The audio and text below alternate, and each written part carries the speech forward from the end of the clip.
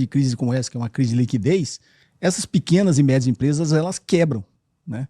E as grandes empresas que têm uma posição de caixa mais forte, né, que já são grandes conglomerados, a tendência é que elas concentrem mais, porque elas compram, porque o mercado não deixa de existir depois que sai da crise. Sim. Elas compram. Então, quando você olha esse ciclo das crises do capitalismo, sempre nas crises do capitalismo, os capitais fortes compram os capitais débeis e a economia se concentra de novo, né? A economia vai cada vez se concentrando mais.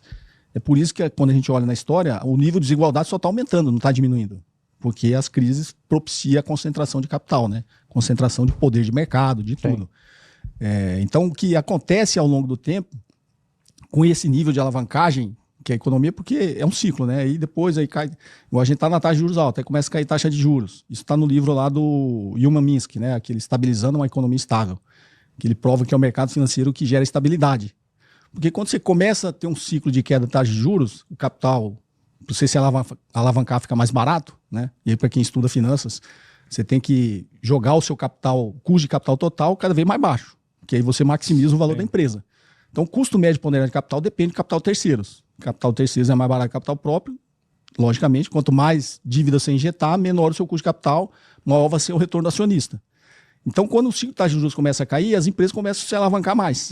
Até um nível do que o Minsky chama de, enquanto é um nível de hedge que ele fala, tá tranquilo esse nível de alavancagem.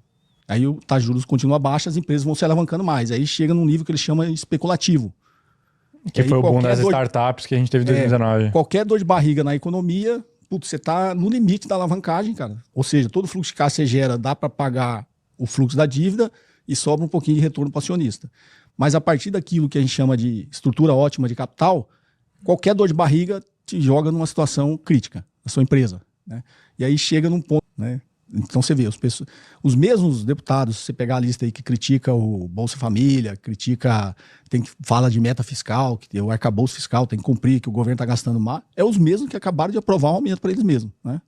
Para todo servidores do legislativo. Absurdo, né, cara? O cara vota pelo próprio aumento de salário. Se você pudesse escolher o seu salário, Lucão.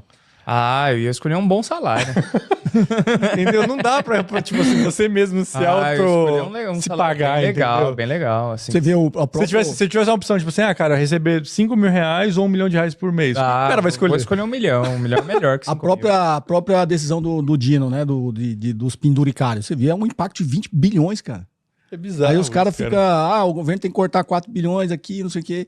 Mas, então, assim, esse discurso de austeridade fiscal é para os outros, né? Eu sempre brinco. Eu quero que você gaste menos com os outros, né? Comigo, eu gostaria que você gastasse mais, né? E é o que eles demonstram na prática, né?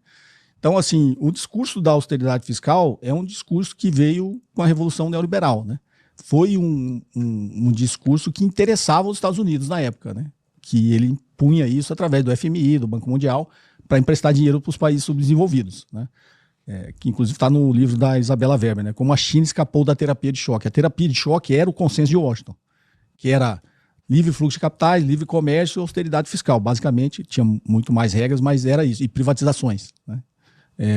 Que eles impunham a todos os países do mundo. O Brasil adotou essa cartilha cegamente, né? Na era FHC, a gente simplesmente abraçou essa cartilha. Quem não abraçou essa cartilha evoluiu. Foi a China, né? Que obviamente não iria abraçar essa cartilha, e a Coreia do Sul, que apesar de ser um aliado dos Estados Unidos, os Estados Unidos foi benevolente com a Coreia do Sul. Não precisa adotar porque você precisa ser uma potência econômica na Ásia para fazer frente à China. Então os Estados Unidos sabem que essa cartilha, na realidade, atrasa os países, porque a cartilha evoluiu. Foi a China, né?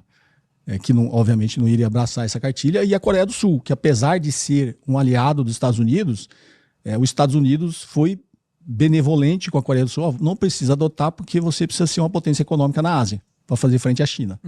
Então os Estados Unidos sabem que essa cartilha, na realidade, atrasa os países, porque ela tira o poder do Estado de investir, fazer investimento público na sua economia.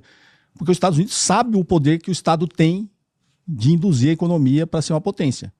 Os Estados Unidos se utilizou disso quando o Império Britânico não queria que os Estados Unidos fosse uma potência. Os Estados Unidos sempre se utilizou do Estado. O Estado americano sempre emitiu dívida e dinheiro para financiar a sua economia e suas empresas, né? E a China também não adotou o Conselho de Washington e fez isso. Quais são as duas maiores potências econômicas? Os Estados Unidos e a China. Quais são os dois maiores países que os Estados Unidos há mais de 40 anos e a China há quase 40 anos tem déficit fiscal? A China e os Estados Unidos. Por que eles têm déficit fiscal e a gente não pode ter? Eles têm déficit fiscal porque eles têm um déficit para fazer investimento, né? Então, qual que é o problema do Brasil? A gente gasta mal. Que eu falo, a dívida em si não é um problema. O problema é você se endividar para torrar o dinheiro à toa, né? É o mesmo conceito que eu falo das empresas. Por que a empresa toma dívida? Para investir em novos projetos, para a empresa crescer, gerar mais receita, né? Quando você faz uma análise de viabilidade econômica, você sempre considera a dívida.